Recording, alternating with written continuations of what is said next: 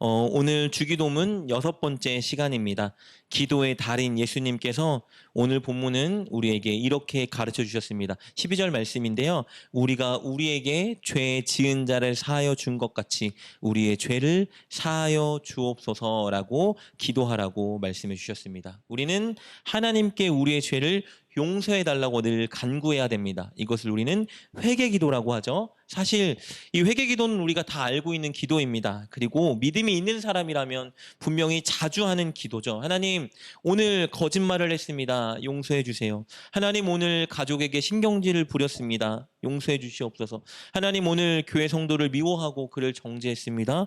용서해 주시옵소서. 하나님, 오늘 어려움에 처한 이웃을 보았지만 제가 돕지 않고 지나쳤습니다. 용서해 주시옵소서. 그것이 어떤 죄가 되었건 우리는 당당하게 하나님께 간구해야 합니다. 뻔뻔하게 기도하라는 것이 아니고요. 우리에게 죄를 용서를 구하라고 하나님께서 말씀해 주셨기 때문에 우리는 담대히 하나님께 나아가 감사하고 죄송한 마음으로 우리의 죄를 고하고 하나님 용서해 주시옵소서 간구해야 합니다. 믿음이 있는 사람이라면 여러분 우리는 늘 하나님께 이렇게 회개 기도를 하죠. 그런데 오늘 기도 본문을 보면요. 우리가 회개할 때 놓치고 있는 것이 있다는 걸 발견할 수 있습니다. 우리가 나누는 기도문 12절 전반절을 보면 분명히 이렇게 말해주고 있어요. 우리가 우리에게 죄 지은 자를 사하여 준 것 같이라고 말합니다. 그러니까 우리가 회개 기도할 때 놓치고 있는 것, 간과하고 있는 것이 바로 이것이에요. 우리가 우리에게 죄 지은 자를 사하여 준 것 같이 우리의 죄를 용서해 주시옵소서.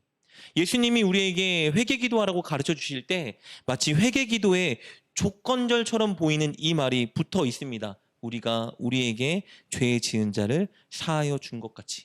그러니까 우리는 하나님께 우리의 죄를 용서해 주세요. 하나님 오늘 이런 죄를 지었습니다. 회개 기도할 때 거기 덧붙여서 기도해야 될 것이 있는데 그것은 무엇이라는 겁니까? 우리가 우리에게 죄 지은 자를 우리가 사하여 준 것 같이 하나님 우리를 용서해 주세요라고 기도하라고 말하고 있는 거예요. 그러니까 12절의 이 회개 기도문을 문자적으로만 보면요.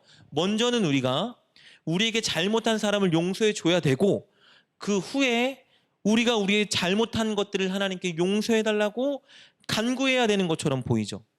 그러니까 우리가 하나님으로부터 제사함 받는 조건이 우리가 우리에게 잘못한 사람을 용서해 줘야 되는 것처럼 보입니다. 사실 이것은 오해죠. 우리는요, 사실 어떤 자격 조건이 있거나 우리가 공로를 세웠거나 누구를 용서해 줬기 때문에 하나님께 용서받을 수 있는 자격이 있는 것이 아니라 우리는 그저 무조건적인 하나님의 은혜로 사랑으로 죄사함을 받을 수 있는 자격을 부여받았습니다. 뭘 해야 됐기 때문에 하나님 용서해 주세요 할 수 있는 것이 아니라 그냥 하나님이 우리를 사랑하시고 무조건적으로 우리에게 죄사함 받을 수 있는 특권을 주셨기 때문에 우리는 늘 하나님께 잘못한 것이 있으면 하나님 우리 죄를 용서해 주세요라고 간구하고 회개 기도해야 되는 것이에요. 그런데 오늘 예수님은 12절 말씀을 보면 우리가 우리에게 죄 지은 자를 사하여 준 것 같이 우리의 죄를 용서해 주세요라고 기도하라고 가르쳐주고 있습니다. 이 의도는 무엇일까? 여러분 이 의도는요. 우리가 반드시 다른 사람의 잘못과 죄를 용서해 주는 사람이 되어야 된다라는 걸 강조하기 위한 것입니다. 그러니까 우리는 무조건적으로 먼저 하나님께 죄사함을 받는데 죄사함을 받는 사람이라면 우리는 마땅히 우리에게 잘못하고 죄를 지은 사람도 용서해 주는 사람이 되어야 한다는 것입니다. 그렇다면 오늘 우리가 살펴보는 이 기도, 우리가 우리에게 죄를 지은 사람을 용서해 준 것 같이 우리의 죄도 용서해 주세요라는 이 기도가 담고 있는 기도는 두 가지입니다. 첫째, 하나님 우리의 죄를 꼭 용서해 주세요. 둘째, 우리가 우리에게 죄 지은 사람을 용서해 주겠습니다. 라는 이 두 가지 기도가 오늘 우리에게 가르쳐 주신 기도에 담겨 있는 것입니다. 우리가 하나님께 죄 사함을 받은 것과 우리가 우리에게 잘못한 사람을 용서해 주는 일은요, 별개의 문제가 결코 아닙니다. 내가 용서받는 것과 내가 누군가를 용서해 주는 일은 항상 늘 한 세트로 연결되어 있는 것입니다. 우리가 하나님께 회개하고 죄사함을 받았다는 것을 믿는다면 우리는 반드시 우리에게 잘못한 사람의 죄도 용서해 줘야 한다는 말이에요. 만약에 우리가 하나님께 우리의 죄를 회개하면서 우리에게 잘못한 사람을 용서하지 않고 미워한다라면 우리는 우리가 하나님께 죄사함 받은 존재라는 걸 부인하는 꼴이 되는 거예요. 하나님께서 내 죄를 무조건적으로 용서해 주셨다는 사실을 부인하는 것입니다. 왜냐하면 하나님은 우리가 하나님께 죄 사함을 받았다는 것을 인정한다면 우리도 반드시 우리에게 잘못한 사람을 용서해 주라고 말씀하고 계시기 때문입니다. 그래서 마태복음 18장 21절을 보면요, 예수님은 우리에게 잘못한 사람을 7번씩 70번이라도 용서해 줘야 된다라고 말하고 있는 거예요. 그러니까 온전하게 계속 용서해 주는 사람이 되어야 된다라고 말씀해 주고 계십니다. 그런데 우리는 왜 용서하지 못할까요? 그 이유가 있습니다. 첫 번째 이유는요, 용서에 대해 우리가 큰 오해를 하고 있기 때문이에요. 여러분, 우리가 누군가를 용서하면요, 우리가 동네 북이 된다고 생각합니다. 내가 늘 용서하면 사람들이 나를 비웃고 나를 멸시하고 나를 우습게 보고 늘 그래서 저렇게 해도 된다라고 생각할 거야. 그래서 내가 용서하는 사람이 되면 나는 늘 피해보는 사람이 되고 동네북이 되고 희생하는 자가 되는 거야 라고 우리가 생각해요. 그래서 용서하고 싶지 않아 하죠. 그런데 여러분, 용서에 대한 이것은 큰 오해입니다. 왜냐하면 용서란 무엇이냐면요, 용서는 사람이 할 수 있는 가장 위대한 일이기 때문입니다. 여러분, 용서는요, 세상을 바꾸는 일이에요. 여러분, 내가 만약에 용서하지 않고 나에게 잘못한 사람에게 그대로 안갚음하고 보복한다라고 생각해 보세요. 어떤 일이 발생할까요? 여러분, 내가 나에게 잘못한 사람에게 안갚음하고 보복한다. 그럼 여러분, 내가 그 사람을 향한 증오와 미움이 끊어질까요? 아니에요. 우리는요, 나에게 잘못한 사람에게 보복하잖아요. 그럼 우리 안에 더 큰 증오와 미움이 생겨나게 됩니다. 그리고 나에게 보복을 당한 그 사람은 어떻게 생각할까요? 아, 내가 잘못한 것에 대해서 저 사람이 나에게 보복했으니까 정당한 거야 라고 생각할까요? 아니요. 누구도 그렇게 생각하지 않습니다. 그 사람은 또 어떻게 합니까? 자신이 먼저 나에게 잘못해서 내가 보복한다 할지라도 그 사람 입장에서는요, 또 나를 향한 미움과 분노, 이것들을 품게 됩니다. 복수를 꿈꾸게 되죠. 최소한 나를 저주하고 증오하는 마음은 분명히 갖게 돼요. 그럼 여러분, 무슨 일이 발생하죠? 용서하지 않고 내가 미워하고 증오하고 보복하면요, 이 용서하지 못하고 보복하고 저주하고 미워하는 마음은 쳇바퀴처럼 늘 여러분 돌고 유지되는 거예요. 그런데 내가 용서한다, 그 말은 무엇을 의미할까요? 이 쳇바퀴처럼 돌아가는 보복과 저주와 미움을 내가 중지하고 끊어낸다라는 것을 의미하는 거예요. 여러분, 하나님이 왜 우리에게 용서하라 말씀하실까요? 하나님은 우리가 용서하길 원하시는 이유가 우리가 동네북이 되길 원해서 여러분 우리에게 요구하시는 것이 아니라요, 하나님이 기뻐하지 않는 그 쳇바퀴, 미워하고 증오하고 보복하는 이 쳇바퀴를 우리가 멈추고 끊어내는 자가 되길 원해서 우리에게 용서하라 말씀하시는 거예요. 그래서 여러분, 용서한다라는 것은요, 내가 희생자가 되는 것을 의미하는 것이 아니라요, 용서하는 자가 된다라는 것은요, 내가 상황을 바꾸는 자가 되는 것을 의미하고요, 내가 결국 승리자가 되는 것을 의미하는 거예요. 여러분, 예수님이 세상을 어떻게 바꾸셨죠? 용서로 바꾸셨어요. 예수님은 당신에게 죄를 짓는 자들을 용서해 줌으로써 세상을 바꾸시고 여러분 승리한 거예요. 마귀가 우리에게 요구하는 것은요, 마귀가 우리에게 유혹하는 건 뭐예요? 똑같이 복수해. 너도 미워하고 너도 증오하고 너도 그대로 갚아줘. 이게 마귀가 요구하는 거죠. 그래서 우리는 그대로 복수하잖아요. 우리가 승리한 것 같지만 결국은 우리가 패배한 거예요. 사단에게 넘어간 거예요. 그런데 여러분, 용서하면요, 우리가 그 사단이 기뻐하는 분위기를 끊게 되는 겁니다. 우리가 영적인 분위기를 바꾸고 우리가 승리하는 자가 되는 거예요. 이 관점을 우리가 놓치기 때문에 용서하는 건 늘 피해보는 거고 동네 북이 되는 거야. 사람들에게 웃음거리가 되는 거야. 사람들에게 저 사람은 저렇게 대해도 되나 봐, 이렇게 멸시받는 자가 되는 거야. 나는 용서하지 않겠어 라고 생각하는 거예요. 그런데 하나님은 우리가 용서하면 우리를 뭐라고 여기세요? 너가 내가 기뻐하지 않는 영적인 쳇바퀴를 끊었구나, 너가 승리했구나, 여러분 말씀해 주시는 거예요. 그래서 우리는 여러분 용서하는 자가 되어야 되는 것입니다. 그리고 우리가 용서하지 못하는 두 번째 이유는요, 내 힘으로 용서하려고 하기 때문입니다. 여러분, 우리는 내 힘으로 절대 용서하지 못합니다. 용서해야지 알아도 용서하지 못해요. 왜요? 우리의 마음은 그렇게 선하지 못하기 때문입니다. 그래서 용서는요, 성령님의 도움으로만 할 수 있는 것입니다.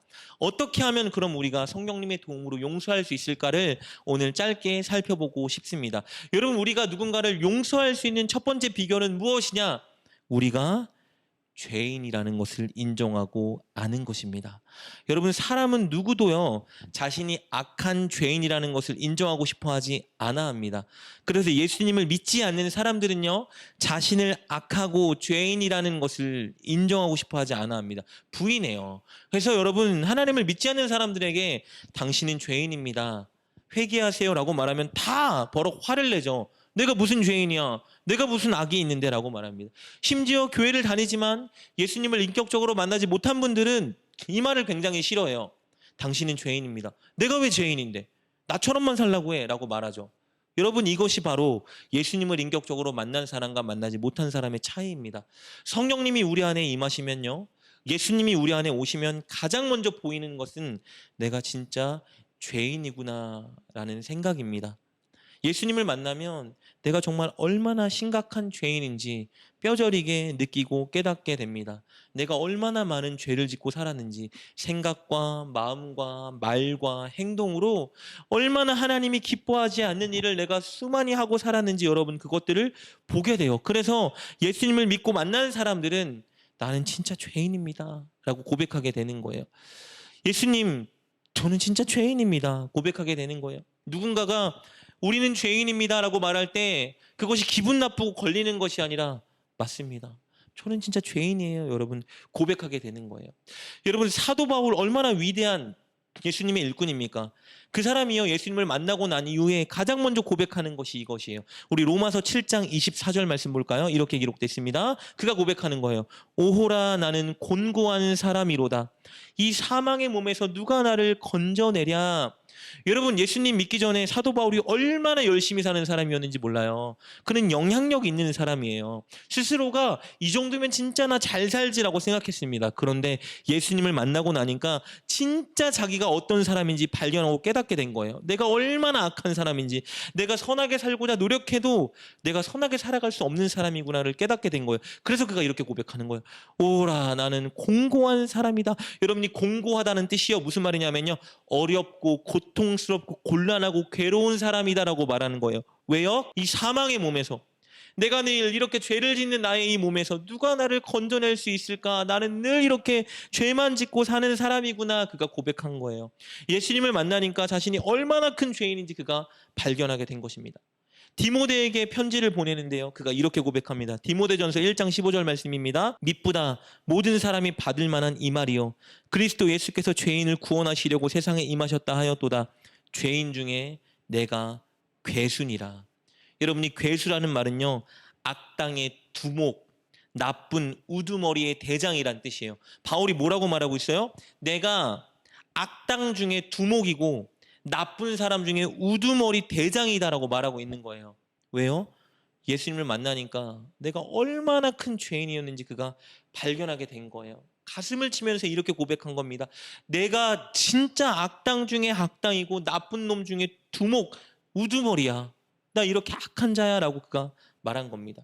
여러분, 이것은 사도 바울만의 고백이 아니에요. 예수님 만난 모든 사람들의 공통된 고백입니다.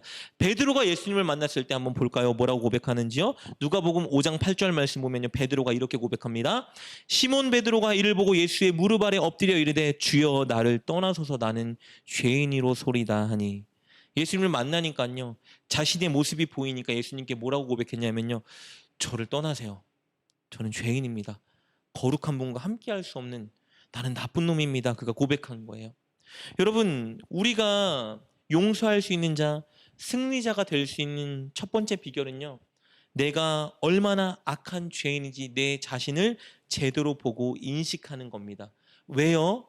그래야 내가 내 죄를 회개할 수 있기 때문이에요. 그래야 내가 용서받은 자라는 걸 인식하고, 그래서 나도 용서해야 되겠다 마음을 먹을 수 있기 때문입니다. 여러분, 저와 여러분은 진짜 죄인입니다. 여러분, 우리의 마음, 우리의 생각, 우리의 말, 우리의 행동, 여러분 진짜 객관적으로 생각해 보세요. 우리가 얼마나 많은 죄를 짓고 살아갑니까? 미워하고, 음란하고, 교만하고, 사람들 정죄하고, 남의 잘못을 지적하고, 내 잘못은 보지 못하고, 하나님이 기뻐하는 일에 힘쓰지 못하고, 우리가 얼마나 그렇게 악하게 살아가고 있습니까? 하나님을 믿지만 믿으면서도 이렇게 살아가는 게 우리들의 모습이에요. 여러분, 그래서 우리는 늘 성령님께 기도해야 합니다. 제가 얼마나 죄인인지 늘 깨닫게 해주세요. 심지어 내가 오늘 하나님 열심히 하나님께 헌신하고 순종하고 많은 헌금을 드렸어도 하나님 제가 얼마나 악한 사람인지 늘 보게 하여 주시옵소서 날마다 기도해야 됩니다. 그리고 여러분 오늘 하루 내가 지은 죄가 무엇인지 깨닫게 해달라고 기도해야 돼요. 내가 말로, 내가 행동으로 내 가족이나 주변의 사람들에게 상처 주고 아프게 하진 않았을까? 하나님 그런 것이 있다면 깨닫게 하여 주시옵소서. 이렇게 늘 간구하며 저와 여러분의 내면을 살펴봐야 됩니다. 여러분 늘 잊지 마십시오. 우리는 죄인이다라는 것을 고백하시고 인식하시고 그것들을 진심으로 깨닫게 해달라고 하나님께 간구하는 저와 여러분 되시길 주님의 이름으로 축복합니다. 그리고 우리가 누군가를 용서할 수 있는 두 번째 비결은요, 내가 이렇게 죄인인데 나를 용서해 주시는 하나님이 있다라는 걸 여러분 인정하고 믿는 것입니다. 여러분 우리가 진정 죄인이라는 것을 발견했다면요, 우리는 어떻게 해야 돼요? 우리의 이 죄를 깨끗하게 씻어주고, 죄인인데 내 죄를 씻어주고 너 의인이야 라고 나를 일컬어주는 주님을 의지하고 살아가야 합니다. 여러분 놀랍게도요, 우리가 스스로 얼마나 죄인인지 깨닫기도 전에, 우리가 하나님께 하나님 이런 죄를 졌어요 용서해 주세요 라고 기도하기도 전에 하나님은 우리의 죄를 씻어주려고 여러분 큰 결정을 하셨어요. 어떤 결정을 하셨죠?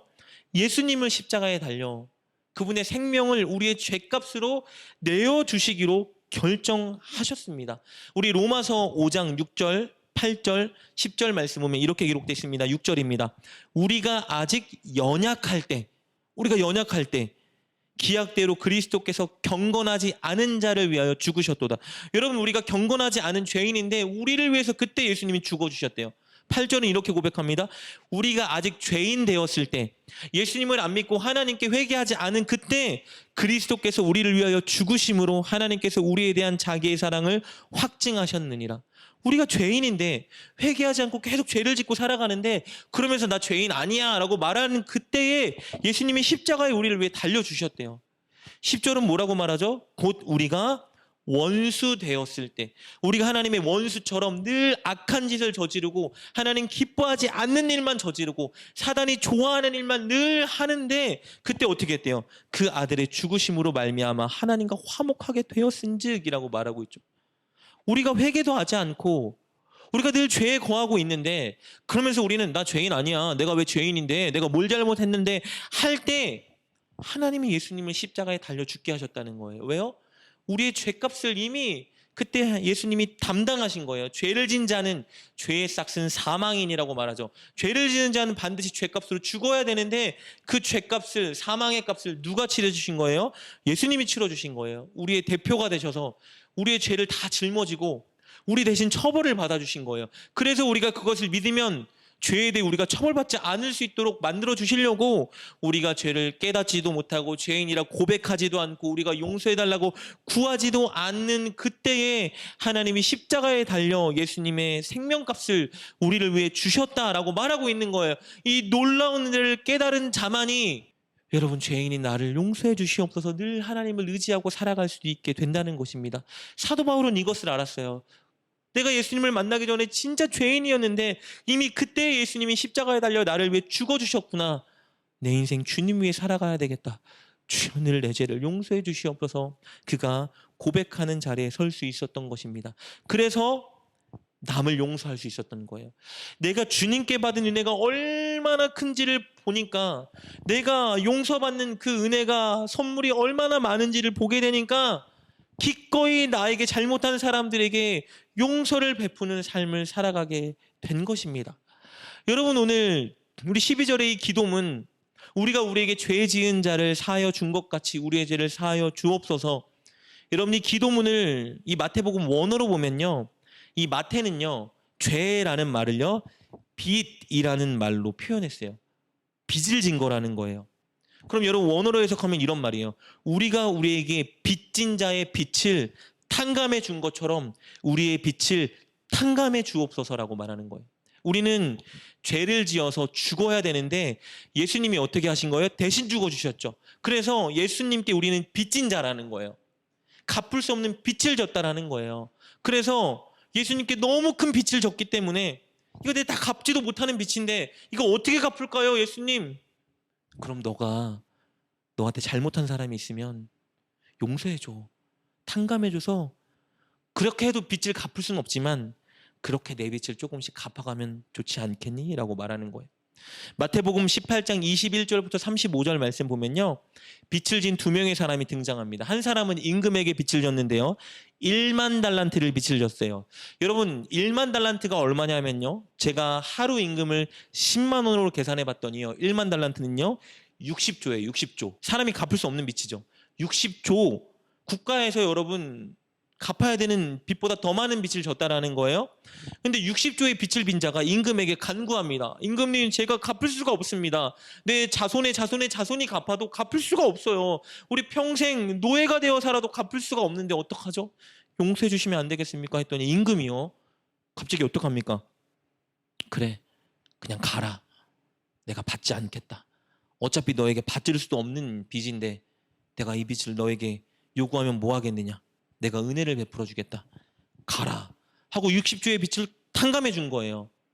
탕감받은 이 사람이 얼마나 기뻤겠어요. 맞죠? 집으로 돌아옵니다. 집으로 돌아왔는데요. 자신에게 빚진 자가 있었거든요. 100데나리온. 100데나리온은 오늘날 하루 임금을 10만 원으로 계산했을 때 한 1000만 원 가량을 빚진 자예요. 여러분 지금 60조의 빚을 탕감받았거든요. 근데 자기에게 1000만 원 빚진 자가 와서 말합니다. 내가 너무 가난해서 1000만 원을 갚을 수가 없는데 좀 기간을 연장해 주시면 안 될까요? 했더니 이 사람이 뭐라고 합니까? 이 자식이 1000만 원 언제 빌렸는데 약속된 날짜가 이미 지났잖아 하고 어떡합니까? 그의 멱살을 잡고 그를 옥에다가 가둬버립니다. 1000만 원 못 갚았으니까 죗값을 치러라. 이 소식을 60조의 빚을 탕감해 줬던 임금이 듣죠. 분노하기 시작합니다.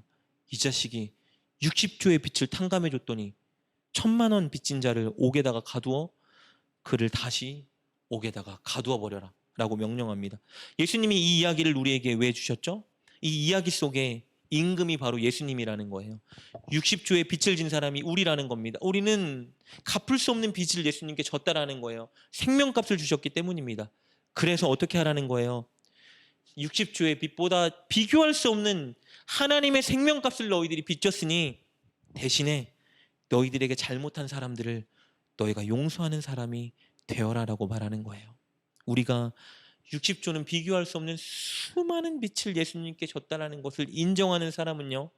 우리에게 잘못한 사람의 죄를 용서할 수 있다는 거예요.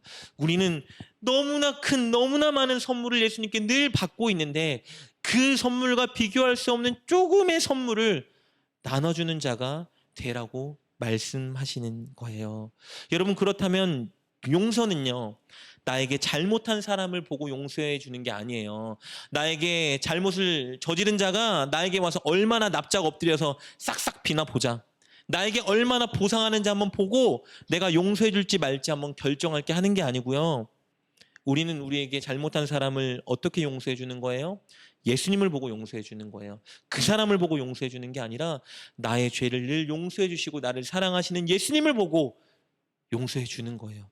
내 죄를 씻기 위해 십자가에 달리신 예수님의 은혜와 사랑을 볼 때 그리고 날마다 이런 내가 죄를 짓고 하나님께 용서해 주세요 할 때마다 용서해 주시는 그 은혜를 볼 때 우리는 용서해 주는 자가 될 수 있다는 것입니다. 사랑하는 여러분, 저와 여러분의 죄를 씻어주기 위해서 십자가에 달리신 예수님의 은혜를 우리가 날마다 보아야 합니다. 그래서 여러분 지은 죄가 있다면 하나님께 간구하세요.